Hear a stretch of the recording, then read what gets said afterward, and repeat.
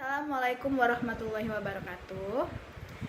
Halo adik-adik, pada hari ini kita akan membahas mengenai materi alat-alat optik. Sebelumnya, kakak ingin bertanya, pernahkah kalian berkaca? Tentu dong, kalian pasti pernah berkaca. Nah, apa yang terjadi? Ya, benar sekali. Yang terjadi adalah kalian bisa melihat diri kalian di kaca tersebut. Mengapa demikian? Hal ini dapat terjadi karena terjadinya suatu pemantulan. Nah, selain itu, kakak juga ingin bertanya, apakah kalian pernah meletakkan pipet di dalam gelas yang berisi air? Nah, apa yang terjadi? Kita bisa melihat pipet seperti membengkok. Kenapa demikian? Hal ini terjadi dikarenakan adanya suatu pembiasan. Selain itu, di sekitar kita banyak sekali terdapat alat-alat optik. Yang paling dekat dengan diri kita sendiri adalah mata kita.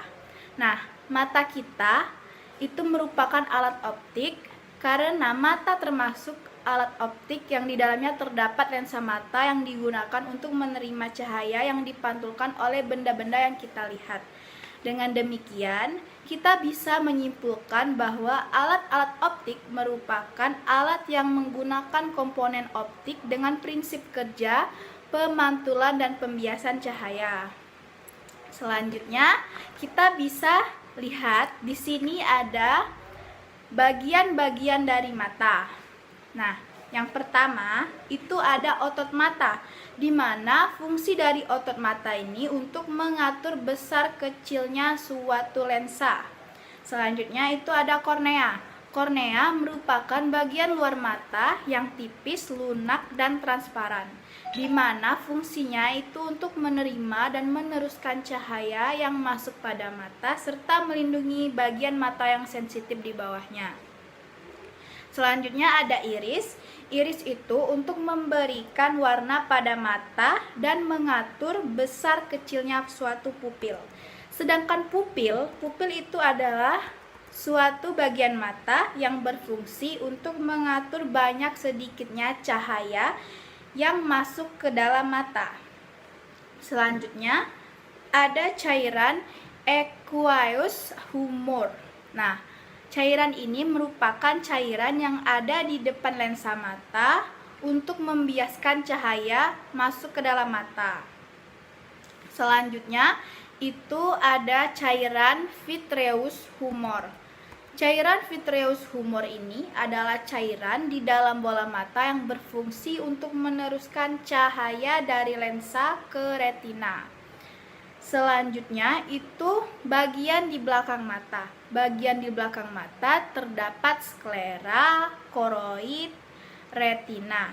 Retina merupakan tempat jatuhnya bayangan yang kemudian akan diteruskan ke saraf optik, yang kemudian akan diteruskan ke otak atau diterima otak sehingga kita dapat melihat suatu benda. Selanjutnya itu ada bintik buta. Bintik buta adalah bagian dari retina yang apabila bayangan jatuh pada bagian ini maka bayangan tampak tidak jelas atau kabur. Selanjutnya itu ada daya akomodasi mata. Jadi daya akomodasi mata ini terdapat dua, itu titik dekat atau punktum proximum adalah jarak benda terdekat di depan mata yang masih dapat dilihat dengan jelas. Nah, di sini titik dekatnya berjarak 10 cm sampai dengan 20 cm untuk anak-anak dan berjarak 20 cm sampai dengan 30 cm untuk dewasa. Titik dekat tersebut disebut dengan jarak baca normal. Yang kedua itu ada titik jauh mata. Titik jauh mata ini adalah jarak benda yang terjatuh di depan mata yang masih dapat dilihat dengan jelas. Untuk mata normal, titik jauhnya adalah tak terhingga. Nah, kalian pernah kan melihat orang memakai kacamata? Contohnya kakak. Nah, ini merupakan kelainan pada mata atau cacat mata. Selanjutnya, kita akan membahas mengenai kamera. Jadi, kamera itu alat optik yang digunakan untuk menghasilkan bayangan fotografi pada suatu film. Jadi, di sini kalian semua pasti pernah kan menggunakan kamera, contohnya pada kamera HP. Nah, biasanya kalian menggunakan kamera itu untuk mengabadikan kejadian-kejadian yang penting. Nah, kamera ini terdiri atas beberapa bagian. Kita bisa lihat di gambar. Yang pertama itu ada diafragma, ada aparatur, ada lensa cembung, dan ada plat film. Jadi yang pertama yang kita bahas itu diafragma. Diafragma ini merupakan lubang kecil yang dapat diatur lebarnya dan berfungsi untuk mengatur banyaknya cahaya yang masuk melalui lensa. Nah, selanjutnya itu lensa cembung. Lensa cembung ini berfungsi untuk membiaskan cahaya yang masuk sehingga terbentuk bayangan yang nyata, terbalik dan diperkecil. Selanjutnya, apertur. Apertur ini berfungsi untuk mengatur besar kecilnya diafragma. Selanjutnya, yang terakhir itu plat film. Sedangkan plat film ini fungsinya sebagai tempat bayangan dan menghasilkan gambar negatif, yaitu gambar yang berwarna yang tidak sama dengan aslinya. Alat optik yang selanjutnya akan kita bahas yaitu mengenai mikroskop. Mikroskop ini biasanya digunakan untuk meneliti suatu objek. Jadi mikroskop adalah suatu alat yang digunakan untuk melihat benda-benda kecil agar tampak jelas dan besar, sama seperti lup tadi atau kaca besar. Lalu mikroskop ini terdiri atas 2 buah lensa cembung. Nah, selanjutnya sama seperti lup tadi, mikroskop itu bisa dilakukan dengan cara berakomodasi atau tidak berakomodasi. Untuk yang pertama itu ada pengamatan dengan akomodasi maksimum, di mana bayangan yang dibentuk oleh lensa okuler itu harus jatuh pada titik mata atau PP. Nah, perbesaran yang diperoleh merupakan perbesaran oleh lensa objektif dan lensa okuler, di mana M sama dengan M objektif dikali dengan M okuler, dan M sama dengan S1 per S0 dikali PP per F okuler ditambah 1. Selanjutnya, pengamatan dengan mata yang tidak berakomodasi.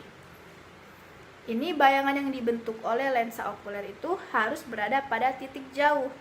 Perbesaran yang diperolehnya itu perbesaran sama seperti tadi, perbesaran oleh lensa objektif dan lensa okuler, di mana M sama dengan M objektif dikali M okuler, sedangkan M sama dengan S1 per S0 dikali PP per F okuler. Bedanya di sini tidak ditambah dengan 1. Selanjutnya itu untuk panjang mikroskop. Untuk mata yang berakomodasi itu menggunakan rumus D sama dengan SI OB plus SOOK.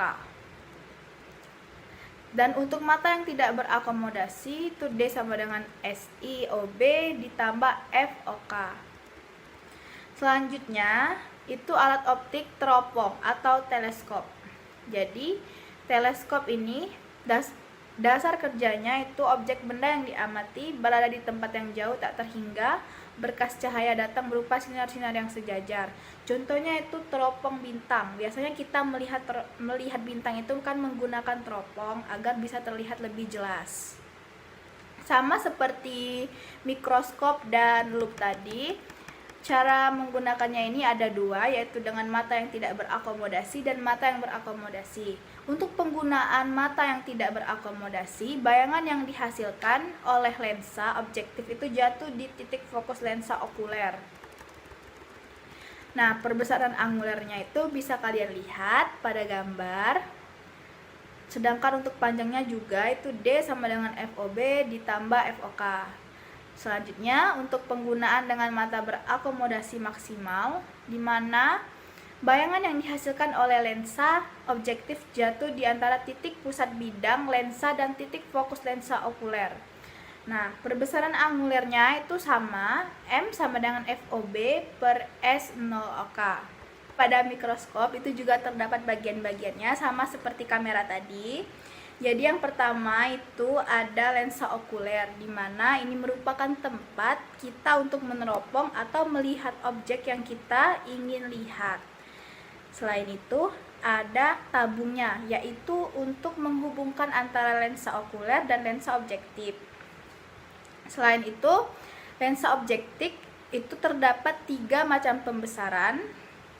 Dan selanjutnya itu ada makrometer dan mikrometer. Makrometer dan mikrometer itu adalah untuk menurunkan lensa. Tapi mikrometer ini untuk menurunkan lensanya secara halus.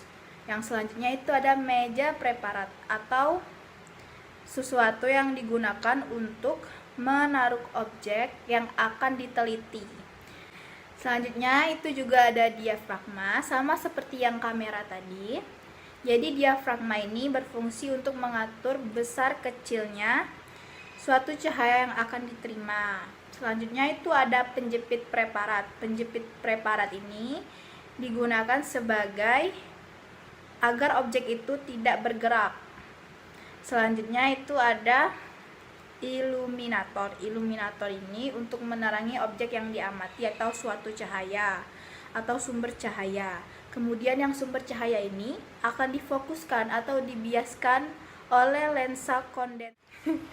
Jadi kesimpulannya itu alat-alat optik ini banyak sekali terdapat di sekitar kita. Contohnya seperti kamera, teleskop, mikroskop, kacamata, serta mata kita sendiri.